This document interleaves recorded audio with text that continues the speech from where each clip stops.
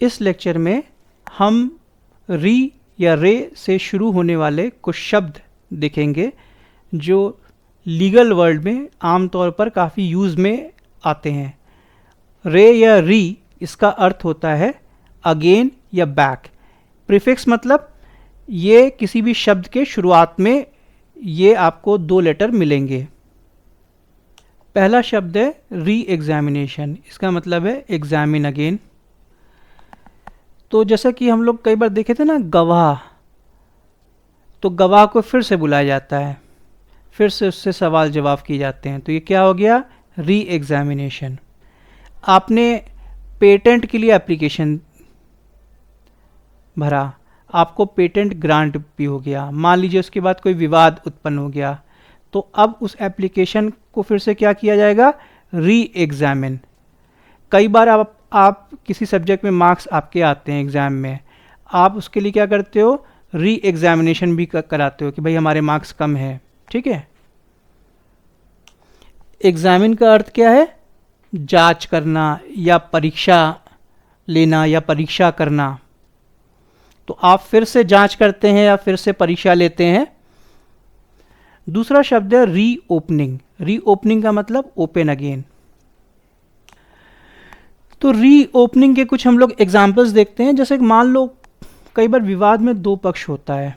Court civil cases में क्या करता है, एक पक्ष कोर्ट में आया ही नहीं किसी भी वजह से, और एक टाइम फ्रेम के बाद वो एक्स पार्टे डिक्री देता है।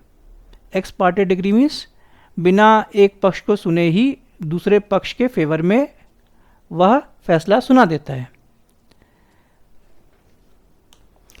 अब दूसरे पक्ष तक जब ये बात पहुंचती है, लेकिन इसमें भी एक लिमिटेशन पीरियड होता है, और वह फिर कोर्ट जाता है कि भाई हमें तो कोई भी नोटिस प्रॉपरली सर्व ही नहीं हुई, हमें तो पता भी नहीं लगा कि यहाँ पर कोई मेरे खिलाफ केस चल रहा था, मुझे भी अपनी बात कहनी है।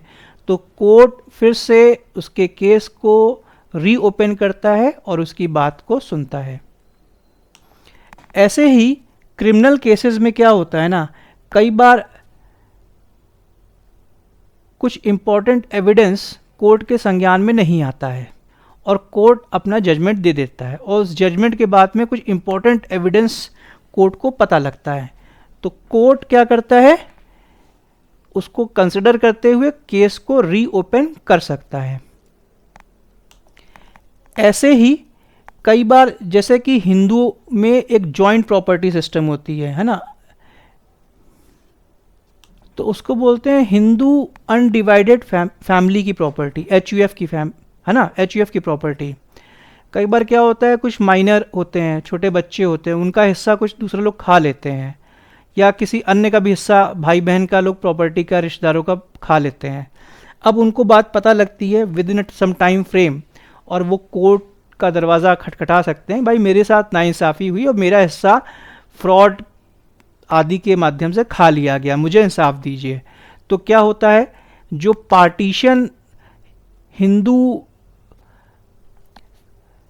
फैमिली, जो हिंदू अनडिवाइडेड फैमिली की प्रॉपर्टी का हुआ है, ठीक है, वो पूरा फिर से रीओपन होता है और कोर्ट तथ्यों का संज्ञान लेता है।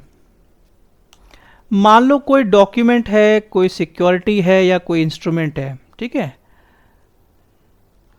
वो डिफेक्टिव है या लॉस्ट है या कैंसिल कर दिया गया है, तो एक प्रक्रिया के बाद उसको फिर से इशू कराया जा सकता है। फॉर एग्जांपल, आसान एग्जांपल समझते हैं, आपकी 10वीं की मार्कशीट या 12वीं की मार्कशीट या कोई डॉक्यूमेंट खो गया, आप क्या करते हो, मान लो आधार कार्ड खो गया, फिर से क्या करते हो, फिर से इशू करवाते हो।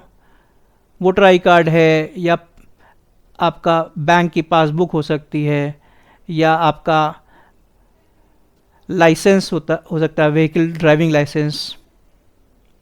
इसी तरीके से शेयर के सर्टिफिकेट्स हो सकते हैं। चौथा शब्द है रीफाइलिंग। रीफाइलिंग का मतलब है फिर से आप फाइल करते हैं, फाइल अगेन।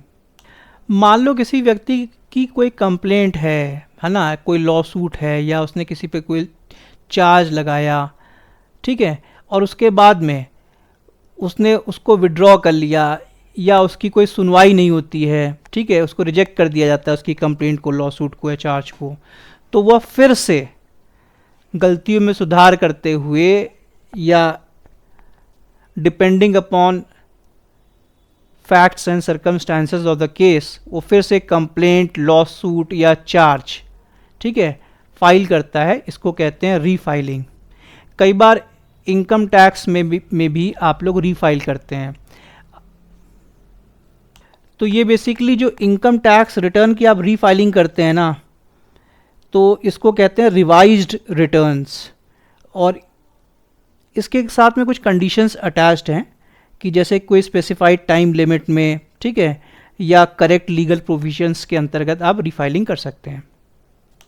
रीअसेसमेंट का मतलब है एसेस अगेन।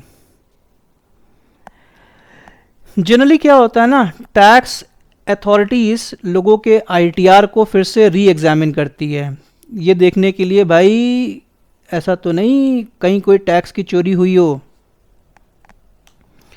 तो बेसिकली सेक्शन 147 से 151 इनकम टैक्स एक्ट 1961 के तहत में इनकम टैक्स अथॉरिटीज़ फिर से आपके आईटीआर इनकम टैक्स रिटर्न्स को रीअसेस कर सकती है। इसमें बेसिकली 3 चीज़ देखी जाती है। क्या आपने इनकम को अनरिपोर्ट किया है, जैसे कई बार आपकी आमदनी होती है आपने रिपोर्ट नहीं किया, आपके इनिशियल असेसमेंट में कहीं कोई एरर तो नहीं हो गया, या कहीं से उनको कुछ मुखबिर से खबर मिलती भाई इनकी इनकम तो बहुत ज़्यादा है, बहुत कम भर रहे हैं, ठीक है। तो इन 3 केसेस में रीअसेसमेंट के लिए वो आपकी फाइल को देखते हैं। Is this point clear?